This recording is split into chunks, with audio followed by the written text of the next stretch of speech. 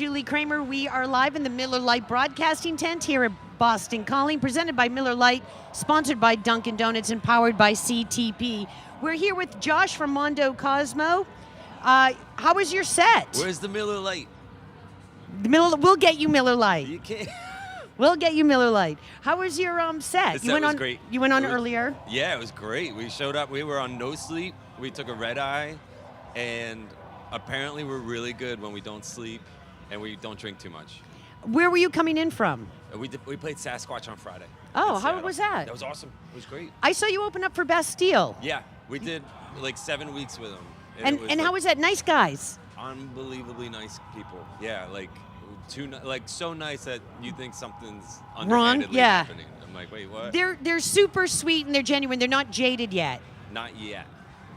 Maybe they won't be. Yeah, me too. And did you do a cover of Verve? No, we did. We did Bittersweet Symphony. Yeah, at the end of it's like one of my favorite songs of all time, and like it's great for like these kinds of festivals when like people are just like, they just love it, man. It's got this bounce to it. The songs, it's just perfect. I love it. So tell me about making Plastic Soul. You went out to the desert. Give me the story. Okay, so I released this song called Shine, which kind of started doing really well, and it hit #1 at AAA radio.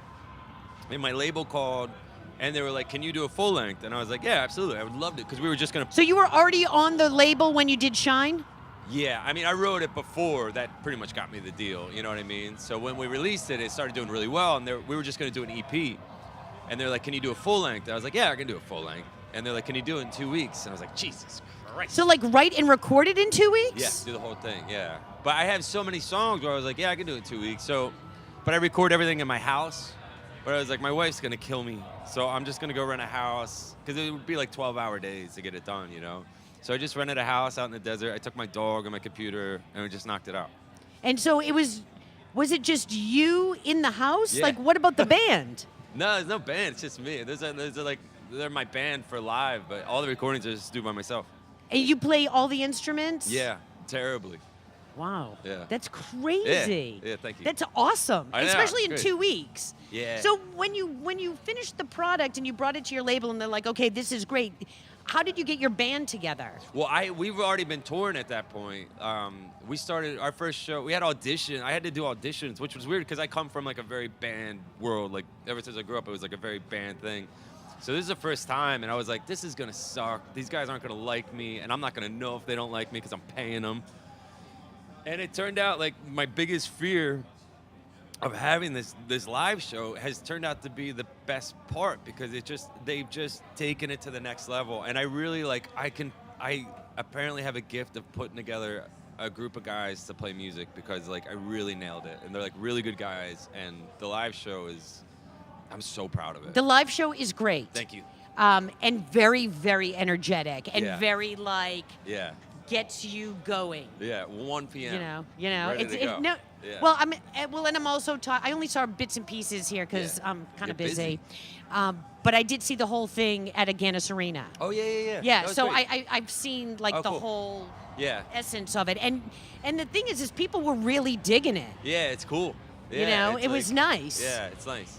So now this is your band. So will you then make your next record with the band kind of thing? And the band is the first to say don't do that, because they're just like, go, keep doing what you're doing, like go to the desert by yourself and finish this so we can like keep doing this. So I don't know what the next record will entail. You still have to tour this record for the next year. Yeah, we're booked till like Christmas Eve.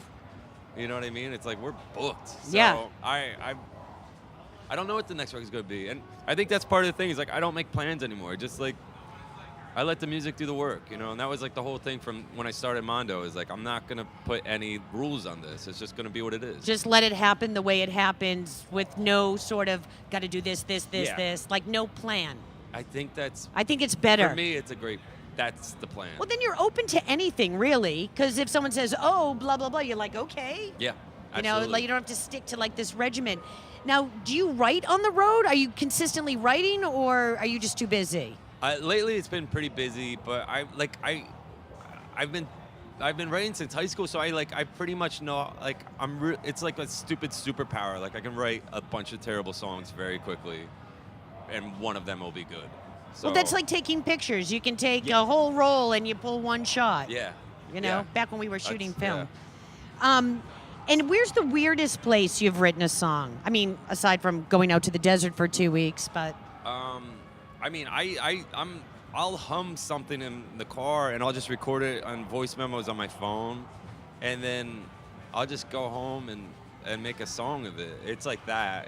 I just love doing it. And I think like with songwriting, I learned that it just less is more for me. It works really well. It's just like keep it very simple. And that's when, when Shine came across, it was just like, what's this very simple chordal structure and just like a very simple delivery of the vocals. And I really love that because for me, it's all about the melody. how did you get to work with Anna Ferris in your video? Oh, she's my buddy. Yeah, we're just friends. And she asked me she has a podcast called Anna Ferris is Unqualified, and it's really good. And she asked me to do the theme song for it. And I was like, yeah, no problem. And I did it, and she loved it. And then like a month and a half later, I had this song called Hold On To Me, and I was like, I wanted to do a video for it. And Did you come up with that concept of the video? my buddy did, and because I went to him, I was like, dude, I want to do a video. I want to ask Anna to do it. And I had like a dance video idea. And he was like, actually, man, I have an idea, and it might work perfect for this song. So we went to Anna with it. I was just like, Anna, you don't have to do this, and I get it. Like, and I feel like I'm pimping you out, and I feel terrible, but would you do this music video? And she was like, yeah, I'll do it. She's like, I'll do whatever you want me to do. And So I was, was like, she dancing with her dad? no. So that they was were so she didn't know anyone at the nursing home. It's crazy because when Anna can't really leave the house, it's like that. It's kind of a drag for her to go to 7-Eleven. You know what I mean? So like, because everybody knows who she yeah. is. So she's got to, she's got to take the pictures and stuff. She's great about it, but it's a lot of work. So, but we went into this place where these people were all suffering from dementia. So nobody knew who she was. They thought she worked there. And it just turned out to be this amazing thing where we just followed her around with the camera, and there was no script. We spent $0 on it. Nobody got paid. Oh, so that wasn't scripted? It just kind of This was happened? before I got signed. Oh, the whole that's thing. amazing. Yeah, she's just dancing. Oh, that's even better. Yeah, but she spent the whole day there, and it was kind of cathartic for her because like nobody knew who she was. Nobody knew. They just thought she worked there. It was so cool. And then she dances with the guy at the end, and it was brilliant. Oh my God, when that was happening. Did you I was cry? like, yeah, I mean, I was like, we were all like, oh my gosh. And then when we put it to the music, it was just like, wow, this is so powerful. Yeah, it was. Yeah. Incredible. Ah, Wow. that's And now that I know the backing story, it Yeah. even makes it better. Yeah, I know. It's like there was no script. There was nothing. We didn't even know if it was terrifying because like you have this actress who's it's like, I don't know if this is going to be good. I hope it goes well. And it's just like, oh my God, it turned out so well. Yeah, I think that's the theme for you. Yeah. You don't know what's going to No happen, but plan. it's all going Yeah. really Oh, well. I hope so. I Till it think that's doesn't. I think that's the theme for you, Josh. I Yeah. mean, I feel that. Maybe Thank it's you. the good karma that you put out all those years, and it's coming back to you. Josh, thank you very much for talking to yeah. Radio BDC, Mondo Cozmo. We are live in the Miller Lite tent here at Boston Calling.